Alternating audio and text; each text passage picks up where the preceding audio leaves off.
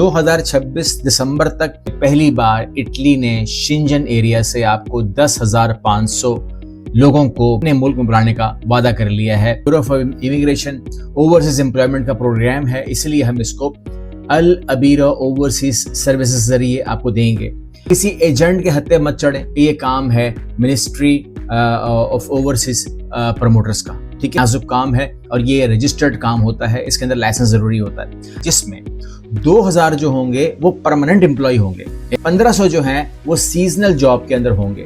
और पहले ये रजिस्ट्रेशन जो है आपको BEOE में करवानी होगी और उसके बाद आपको वेट करना होगा कि आपका वहां से नोटिफिकेशन जारी हो। अगर आप सीरियस हैं तो आप खुद भी कर सकते हैं, लेकिन अगर आपको सर्विसेज दरकार हो, आप चाहते हैं कि आपको एक प्रॉपरली गाइड भी किया जाए, ट्रेन भी किया जाए और प्रोसेस पे अप्लाई भी किया जाए, आपके साथ रहा जाए, तो आप फायदा उठा सकते हैं।